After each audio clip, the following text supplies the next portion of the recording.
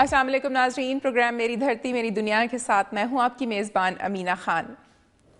नाज़रीन, अमन अमान और तरक्की और खुशहाली का आपस में चोली दामन का साथ है। मुल्क में अमन अमान की सूरत हाल बेहतर होगी तो तरक्की होगी, खुशहाली आएगी और आवाम का मयार ज़िंदगी बेहतर होगा। अमन नहीं होगा तो ना तो मुल्क तरक्की करेगा, ना खुशहाली आएगी, ना ही आवाम का मयार ज़िंदगी बेहतर होगा, बल्कि इससे आवाम में खौफ हरास बढ़ेगा और दहशतगर्दों को अपना खेल खेलने में आसानी होगी। आज इस हवाले से कुछ खबरें और रिपोर्ट्स प्रोग्राम में शामिल की गई हैं, जबकि तालीम, सेहत और दीगर शोबों में आवाम को दरपेश मसाइल को भी खबरों और रिपोर्ट्स की शक्ल में प्रोग्राम का हिस्सा बनाया गया है।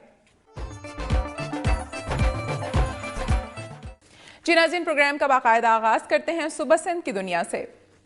जिला सांगड़, जो कभी इतना पुरअमन था कि जो पुलिस अफसर चंद माह आराम करना चाहता था वो जिला सांगड़ में पोस्टिंग करवा लेता था, मगर अब चंद माह में सांगड़ में दिन दिहाड़े असलहे के जोर पर मोटरसाइकिल छीनने के वाकयात और घरों में घुसकर अहले खाना को यरगमाल बनाने के बाद लूटमार की वारदातों ने शहरियों को परेशान कर दिया है।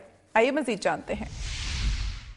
जिला सांगड़ सूबा सिंध का सबसे ज्यादा पुरअमन इलाका जाना जाता है, मगर अब चंद माह में सांगड़ में दिन दिहाड़े असलहे के जोर पर मोटरसाइकिल छीनने के बाद चंद रोज में 4 से ज्यादा घरों में घुसकर घर वालों को असलहे के जोर पर यरगमाल बनाने के बाद जेवरात और नकदी छीनने के वाकयात में इजाफे ने शहरियों को परेशान कर दिया है। जबकि पुलिस बजिद है कि नुकसान इतना नहीं जितना शहरी शोर मचा रहे हैं। नयाबाद में होने वाली वारदातों पर शहरियों के साथ साथ पुलिस भी परेशान है कि मुलजिमों को किस तरह पकड़ा जाए। डाकू कार पर आते हैं और 3 किलोमीटर दूर रुक मोटरसाइकिल पर सवार हो जाते हैं, जबकि वारदात के मकाम से कुछ दूर रुककर पैदल पहुंच जाते हैं। ये मुलजिम लूटमार के बाद इसी तरीके से वापस चले जाते हैं, जिसके बायस उनकी निशानदेही मुश्किल होती जा रही है। शहरियों ने आला हुकाम से अपील की है कि अगर इलाके में लूटमार का सिलसिला रोका नहीं जा सकता तो कम अज कम इलाके में तजर्बेकार अफसर ही तैनात कर दिए जाएं, ताकि वो जदीद अंदाज में वारदातें करने वाले मुलजिमों का सुराग तो लगा सकें। मुल्क भर में अमन अमान की खराब सूरत हाल के बायस अवाम शदीद मुश्किलात से दोचार और खौफ हरास में मुब्तला है। चंद जराइम पेशा अफराद की बेखकनी करके लाखों शहरियों को इस अजाब से बचाया जा सकता है, जिसमें पुलिस का अहम किरदार है। उम्मीद है कि पुलिस के हुक्काम सूरत हाल का जायजा लेकर सांगड़ के अवाम को बदअमनी और लाकानूनियत से बचाने की कोशिश करेंगे। और आज अब एक नजर में जायजा लेंगे सुबह सिंध की चंद खबरों का। खैरपुर में बदअमनी के खिलाफ मुख्तलिफ तंजीमों ने शहर की सड़कों पर एहतजाजी मार्च के बाद प्रेस क्लब के सामने मुजाहरा किया। खैरपुर में बदअमनी के खिलाफ मुख्तलिफ तंजीमों के कारकुनों ने शहर की सड़कों पर एहतजाजी मार्च और प्रेस क्लब के सामने मुजाहरा किया, जिसकी क़यादत मोहम्मद आलम समंग और मुबीन खान समंग कर रहे थे। मुजाहिरीन ने बैनर्स उठाए हुए थे जिन पर डाकू राज खत्म करो, अमन करो, डाकुओं और पत्थेदारों को गिरफ्तार करो और दीगर नारे दर्ज थे। मुजाहिरीन ने अमन खपे के नारे भी लगाए। उन्होंने कहा कि खैरपुर वजीर आला का शहर है, लेकिन शहरी महफूज नहीं। तमाम मसलहतें खत्म करके खैरपुर को अमन का गहवारा बनाया जाए। महकमा तालीम से बरतरफ किए जाने वाले मुलाजिमीन ने एहतजाजी मुजाहरा किया और इस फैसले को जमहूरियत के बरअक्स करार दिया।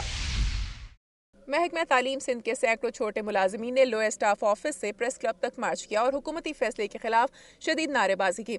मुजाहिरीन ने प्रेस क्लब के सामने एहतजाजी धरना भी दिया। इस मौके पर खिताब करते हुए मुकर्रिरीन का कहना था कि उन्हें मुशर्रफ दौर में मुलाजमतें दी गई थी, लेकिन अवाम की मोहब्बत का दम भरने वाली हुकूमत के दौर में उनसे रोजगार छीन लिया गया। उन्होंने इल्जाम आयद किया कि ये सब कुछ सूबाई वज़ीर तालीम पीर मजहरुल हक के हुक्म पर हुआ। अब खाली होने वाली आसामियों पर पैसे लेकर जियाले भर्ती किए जाएंगे। मुजाहिरीन का कहना था कि बेरोजगार होने से उनके घर के चूल्हे ठंडे पड़ गए हैं और वो हर सूरत अपना हक लेकर रहेंगे। सुबह सिंध से मौसूल होने वाली रिपोर्ट्स आपने मुलाहिजा की। अब आपको लिए चलते हैं सुबह बलूचिस्तान। जिला नसीराबाद के करीब नामालूम अफराद की फायरिंग 18 ऑयल टैंकर्स को फायरिंग करने के बाद जला दिया। इस हवाले से मजीद तफसीलात हमें बता रहे हैं राजा हनीफ इस रिपोर्ट में। अफगानिस्तान में तैनात नेटो फोर्सेस के लिए तेल और दूसरा साजो सामान लेकर जाने वाले टैंकर्स मकामी होटल में खड़े थे। इनके बेस्तर ड्राइवर और क्लीनर होटल में खाना खा रहे थे।